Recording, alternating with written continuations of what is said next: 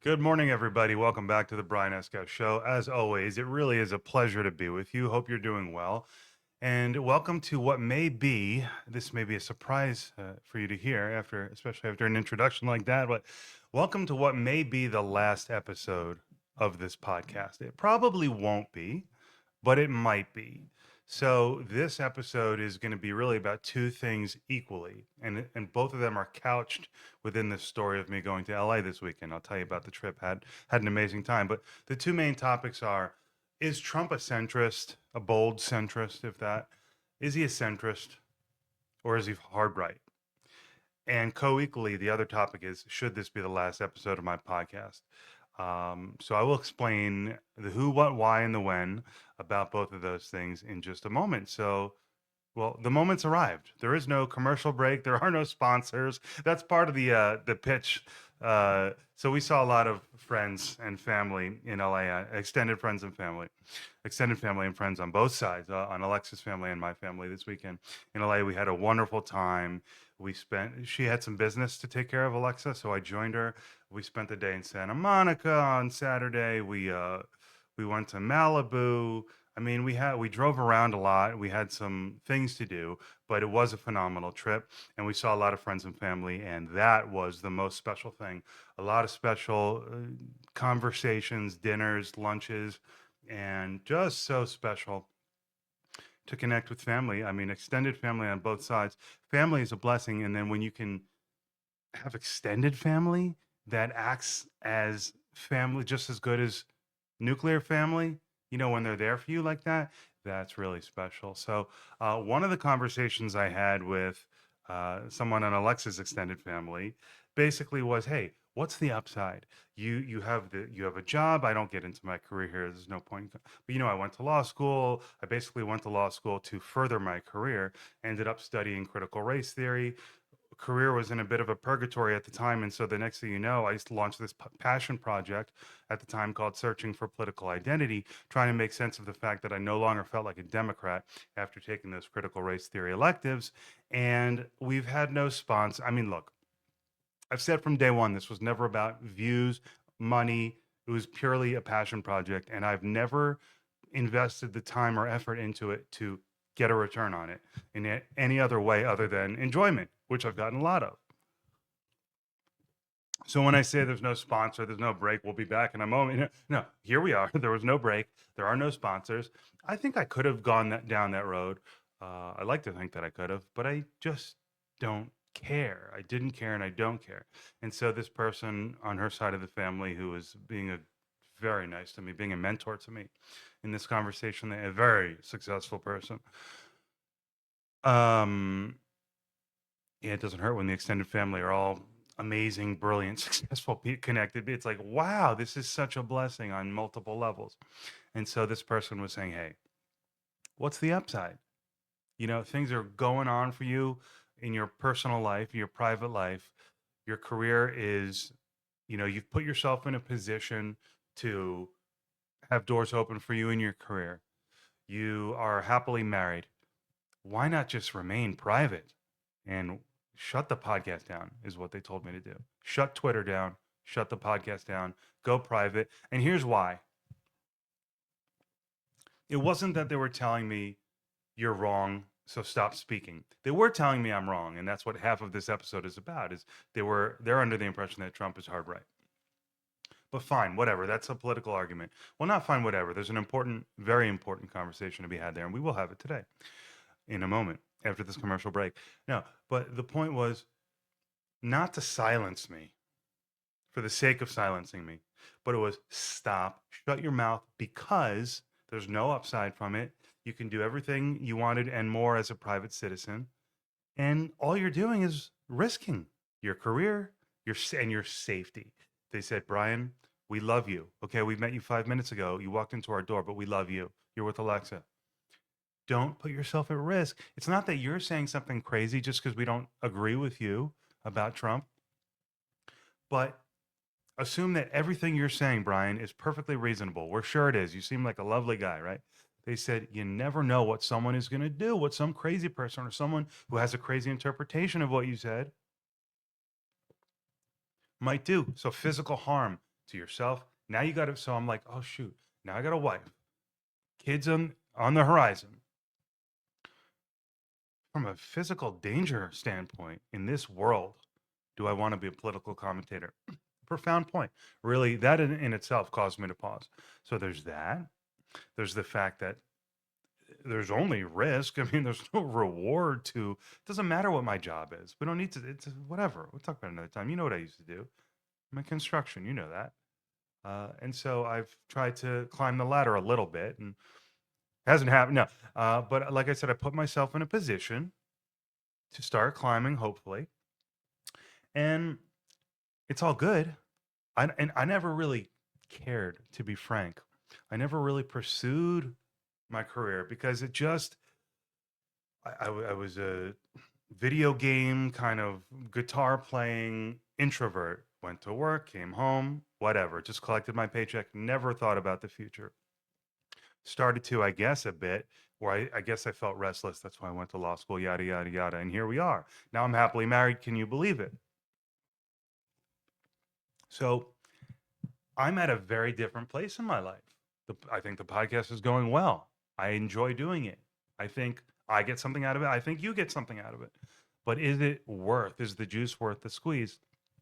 In a different place now. Now I do care.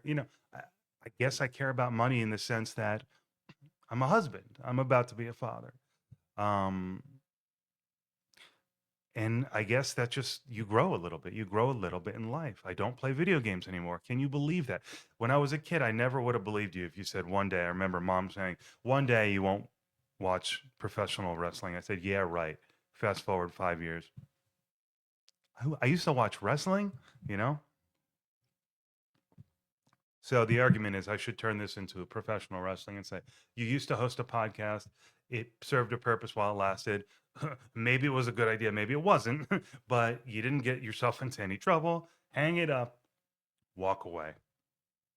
Talk about walk away. The first walk away was from left to right for me. And now the walk away is is back to privacy. And so publicity was never what it was about. It wasn't about fame. It wasn't about money, wasn't about fame either. Of course, I get the dopamine hit. Hello. Yeah. Yeah, I get off on the dopamine hit from Twitter. And when the pod goes viral, occasionally, like once in a blue moon, like when I say that, I mean when a podcast episode that I post gets racks up 20,000 views, or even one has gotten to like 100,000 views. Like that's sweet, right? Yeah, like that. So trying to figure out who I am, not only politically, but professionally and culturally and ethically and all of that. I mean, I know who I am ethically. I think culturally as well. Economically, I should say, philosophically, um, and just being at a different point and asking yourself, does it still make sense? So that question was posed to me. What's the value in doing it? Don't even have a commercial, but interestingly, this person. So that was the gist that was the long and the short of the retirement speech component of this episode. The other piece here is Trump a centrist? And here's what this person said to me substantively about politics. They said, and this was good. I mean, I couldn't disagree. I would say I agreed with 90% of what they said. 85, 90, 80, 90, 80, 90. Basically what they said, look, is you can't disagree with this. Very obviously, this is a smart person. They said everything is nuanced. Okay, both extremes are crazy. The far left is whacked out of their mind. So is the far right. But they say Trump is far right, and I said, look, I'm coming off of CRT, and maybe I've been too overly influenced, too influenced perhaps by my experience studying critical race theory, because I somehow have come to view Trump as a centrist, a bold centrist. That's my pitch. Trump, he's brash, and he's crude, and he's different. I mean, Trump is Trump. And there are cool things that I like about it, and there are things that are obviously negative about that. I mean, come on, I'm not blind here. But my argument is that on balance, it's a net positive, and that his policies, although amorphous, do typically land pretty centrist. I mean, you close up the border, that's good for labor. I mean, an open border is not good for the labor movement. Okay, progressives who care about the labor. Iran. I mean, would a hard right? I mean, does Nick Fuentes, Dave Smith? I know it's not fair to lump Dave Smith into the far right, but so remove Dave Smith. Does Nick Fuentes? Does those guys? Do those guys? Are they cheering Trump on? They didn't vote for Trump in 24. And I told this person that, and they didn't know that. I go, maybe I'm more plugged in than they are, but they're brilliant gentlemen, you know? And so I have to defer to their wisdom because I do believe they're wise. But I'm saying Nick Fuentes didn't even vote for Trump. That's my basis for saying that was a signpost. Remember when I would podcast at the time and say, this is a really good indicator for me that I was on the right track. Nick freaking Fuentes abandoned Trump way before Trump started attacking Iran. And now it's way over that whole relationship. So, but the argument is from this person is that, hey, we've seen things in LA, friends of ours who have experienced race-based civil rights violations from ICE. And to that, all I could just put my head down and say, that's terrible. And I obviously don't support that. I obviously don't support that. And so for me, also, we drove through the Pacific Palisades. I saw the fires. Absolutely mind-blowing, the damage there. And you could be tempted to have a knee-jerk reaction and say, oh, these people are wealthy, who cares? But that's not the reaction I had. The reaction was devastation, tragedy, very sad. uh, so you don't need to relativize, if that's a word. It's not. You don't need to compare tragedies all the time. You can just say that's a tragedy, and it was. So it's real life stuff driving through those the wreckage. And it made me think, my problem, sorry, I don't mean to be stuttering. I don't know why. That's not great. Maybe I should, if you're stuttering, you shouldn't be in radio either. But I'm thinking to myself as I'm driving through, this is kind of like when I was studying CRT. Maybe I'm just too disconnected from problems. In other words, I've had too much of a charmed life, just too too little hardship. And because of that, all I've got to work with is information that comes on TV and podcasts and school. And I use that limited information with basically no real world hardship. I mean, I've had plenty of real world experience. I don't want to like denigrate myself, but without the hardship, maybe it's easier for me to sit back and say Trump is a bold centrist because his policies tend to land center. And yes, he goes for the excessive um, enforcement policies pretty much in all domains because that's how he operates. He believes you need to send a message through strict enforcement for deterrence. He's big on deterrence, and it's I mean, who would say it's stupid to be big on deterrence? Like deterrence is a phenomenal tool. Why wouldn't you want deterrence? The question is, have the tools in the Trump toolkit, particularly with ICE, gone too far?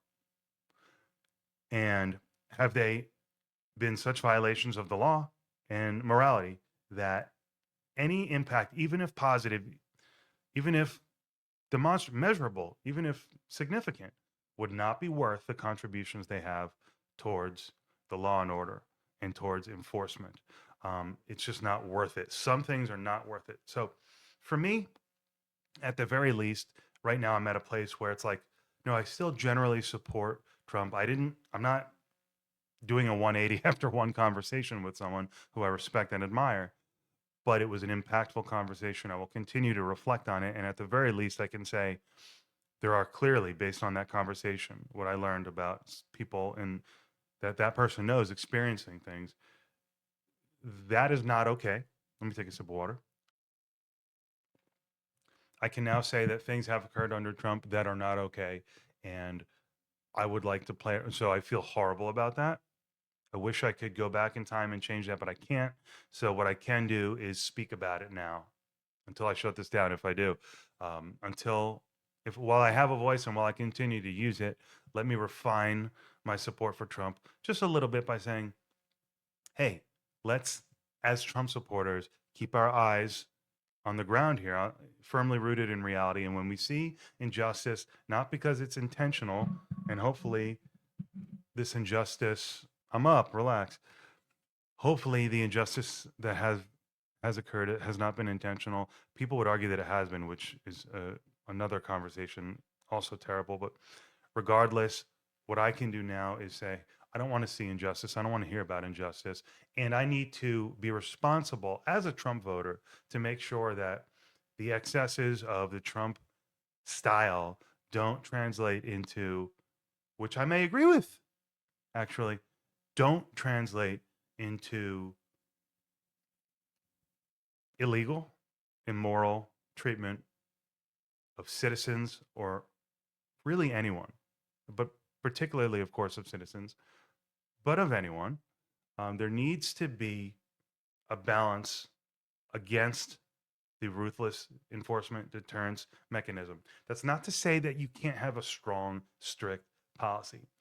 It's just to say, be sensitive enough, be open minded enough, be receptive enough to criticism to hear when things have gone too far, change it and learn and make sure it doesn't happen again, because abject cruelty and race based civil rights violations don't fly with me. And I'm sure that if someone presented to Trump in a manner that was respectful and generally supportive, but offering a critique and an opportunity to refine an approach and get better, I'd like to think he'd take that. As I say it, I don't know that he would. So it's food for thought. Okay. But that's where I stand right now. And this has been a question of what MAGA is. Is MAGA the center? That's what I've been arguing. People will say that's how I've been justifying my vote for the last year and a half or so, whatever, year plus. But have I been too influenced, lacking in real world experience in hardship? Have I been too influenced by the critical race theory stuff? And not only the critical race theory material that I learned from the professor, but the vile, crazy things that the classmates would spew, angry, resentful, hateful, victimhood. I didn't vibe with any of it. And I said, "Oh, I guess I'm a Republican now." And Trump comes along and yeah, he's different. Yeah, he's brash. And yeah, he's not your typical role model. Okay, he's not your typical role model. The misogyny is another thing this person mentioned. So the ICE race-based violations, the misogyny, the disrespect for the Supreme Court, these are the things that stick out in my mind in terms of what they were saying makes Trump hard right, totally beyond the pale, can't support him. And they have no problem with the traditional Republican. Both sides are crazy. So it was a pretty damn balanced take. And I heard it, and I'm going to continue reflecting on it. And should I shut this podcast down? Well, we'll see. You will just have to tune in to find out. Like, share, and subscribe this video to find out if there is ever another one made. Now, I have some commitments with people, nothing I couldn't cancel. And in some ways, it would be appropriate to have this be the last episode of just, hey, nothing's resolved, nothing's figured out. In fact, there are more questions than ever. But it's be open minded, be willing to listen, be willing to learn, be humble. Also, don't be a wet rag. If you feel a certain way, it's okay to express it, and it's okay to defend yourself, and it's okay to have a personality. But don't don't once you feel like you get a little momentum or a little encouragement, or you found like you found your people and you feel a little safe, I would say at this point, my advice to myself would be never get too comfortable, right? This conversation that I had with Alexa's extended family, a member from her extended family, was great. As I said, very measured. Both sides are crazy. And here's the kicker. Here's the bottom line. I said it already, but here's the main point. Everything is nuanced. 2 weeks ago, I said I did the most important episode in 5 years, and I feel like it was. Maybe this supersedes it.